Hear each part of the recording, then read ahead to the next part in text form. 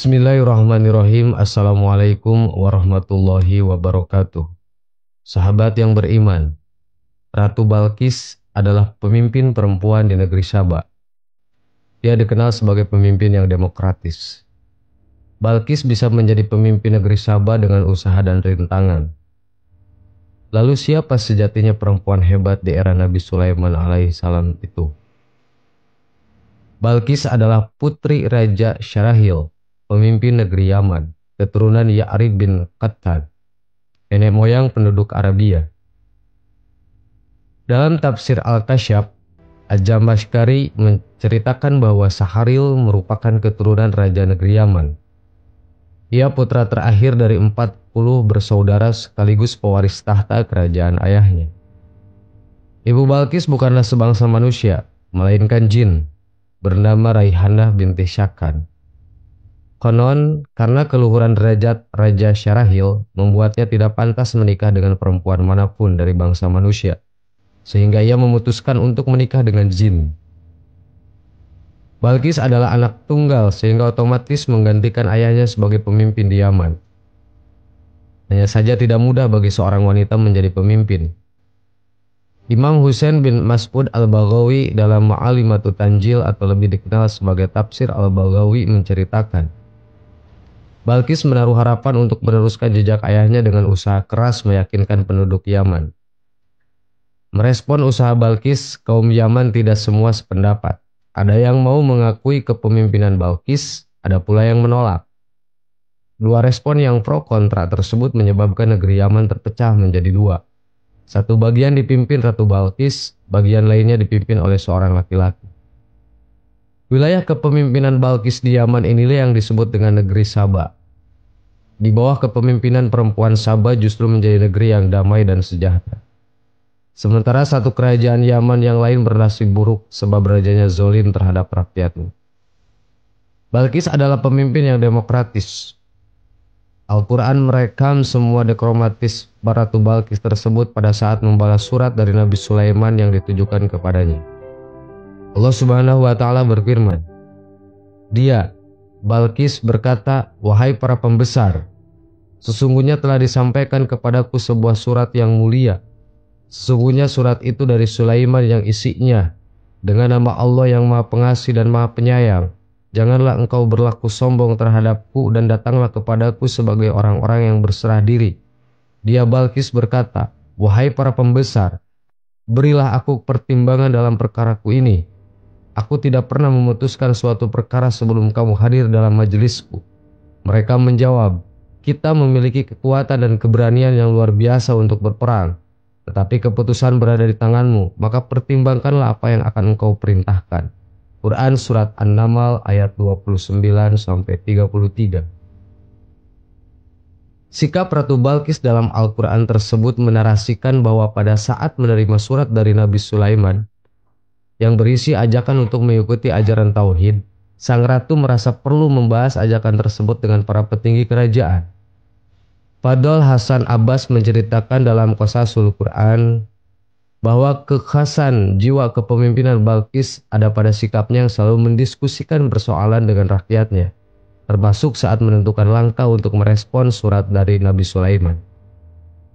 Ratu Balqis selalu meminta pertimbangan rakyatnya sebelum mengambil keputusan. Ini menunjukkan bahwa Ratu Balqis tidak egois. Ia mementingkan kesejahteraan semua orang.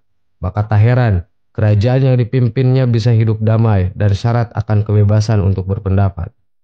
Para menteri Ratu Balqis kemudian hanya menunjukkan bahwa kerajaan Saba memiliki perangkat militer yang kuat, tetapi mereka menyerahkan keputusan kepada sang ratu. Hal ini sebagaimana yang tertera pada surat An-Naml ayat 34 tadi. Sementara itu, siasat diplomatis Ratu Balqis dinarasikan dalam Al-Quran surat An-Naml ayat 34-35. Dia, Balqis berkata, "Sesungguhnya raja-raja apabila menaklukkan suatu negeri mereka tentu membinasakannya dan menjadikan penduduknya yang mulia jadi hina, dan demikian yang akan mereka perbuat. Dan sungguh aku akan mengirim utusan kepada mereka dengan membawa hadiah, dan aku akan menunggu apa yang akan dibawa kembali oleh para utusan itu." Quran Surat An-Naml ayat 34-35. Ratu Balkis tidak lantas memanfaatkan kekuatan militernya untuk menyerang kerajaan Sulaiman dengan cara yang anarkistik. Tergambar jelas dengan siasat politik diplomatis Balkis yang tergambar dalam surat An-Naml ayat 34 dan 35. Ibnu Katsir dalam tafsir Al-Quranul Adzim menjelaskan ayat 34 tadi itu menunjukkan bahwa kepemimpinan Ratu Balkis untuk tidak mengambil jalan perang. Ia mengatakan pada menteri-menterinya bahwa menyulut api peperangan untuk menyerang negeri lain adalah kebiasaan raja-raja terdahulu yang tidak boleh dilestarikan. Tindakan itu hanya akan membuat kerusakan, pertumpahan darah, menginjak kehormatan dan kekuatan pemimpinnya.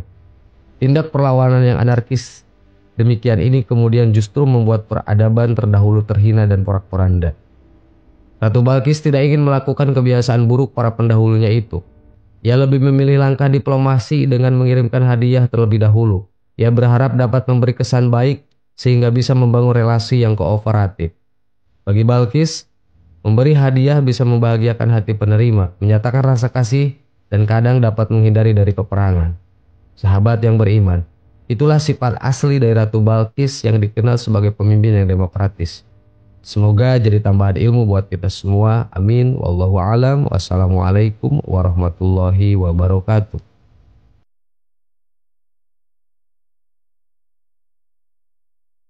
Bismillahirrahmanirrahim. Assalamualaikum warahmatullahi wabarakatuh. Sahabat yang beriman, Nabi Yahya alaihissalam dilahirkan saat orang tuanya sudah berusia lanjut. Nabi Yahya lahir pada tahun 7 sebelum Masehi, merupakan anak satu-satunya Nabi Zakaria alaihissalam. Ibunya bernama Isya, adalah saudara perempuan Hannah istri Imron ibunya Maryam. Sejak kecil Nabi Yahya sudah diajari dan hafal ajaran-ajaran yang terkandung dalam kitab Taurat dan Zabur, sehingga terpelihara dari perbuatan syirik dan maksiat, sebagaimana dijelaskan dalam Al-Quran. Wahai Yahya, ambillah atau pelajarilah kitab Taurat itu dengan sungguh-sungguh, dan kami berikan hikmah kepadanya Yahya selagi dia masih kanak-kanak, dan kami jadikan rasa kasih sayang kepada sesama dari kami dan bersih dari dosa, dan dia pun seorang yang bertakwa. Quran Surat Maryam ayat 12-13. Nabi Yahya selama hidupnya tidak pernah berbuat salah, banyak berbakti dan berbuat baik terhadap kedua orang tuanya, tidak keras dan takabur. Beliau seorang yang tawadu dan lemah lembut, diberi penghormatan dan keselamatan oleh Allah Subhanahu wa Ta'ala, serta dihindarkan dari bahaya dan penyakit. Pada waktu lahir, wafat, dan hari kiamat, beliau dibangkitkan kembali dengan kemuliaan di hadapan Tuhannya, sebagaimana dijelaskan dalam Al-Quran. Dan sangat berbakti kepada orang tuanya, dan dia bukan orang yang sombong atau bukan pula orang yang durhaka, dan kesejahteraan bagi dirinya pada hari lahirnya, pada hari wafatnya, dan pada hari dia dibangkitkan hidup kembali. Quran Surat Maryam ayat 14 dan 15. Nabi Yahya diangkat oleh Allah Subhanahu wa Ta'ala menjadi nabi pada tahun 27 Masehi. Ia membantu ayahnya berdakwah dengan mengingatkan kaumnya dan para pemimpin Bani Israel yang melanggar hukum Taurat.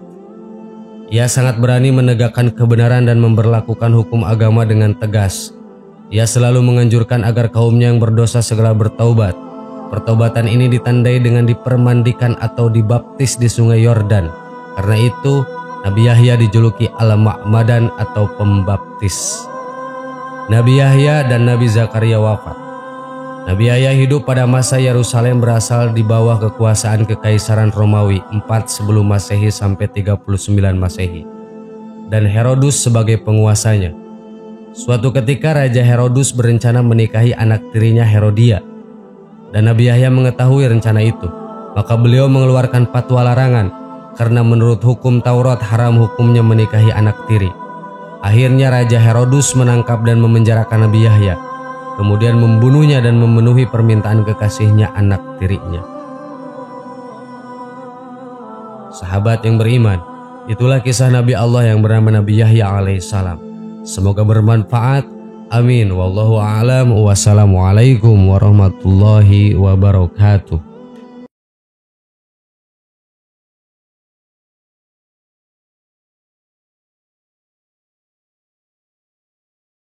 Subhanallah walhamdulillah ولا إله إلا الله والله أكبر سبحان الله سبحان الله والحمد لله ولا إله إلا الله والله أكبر سبحان الله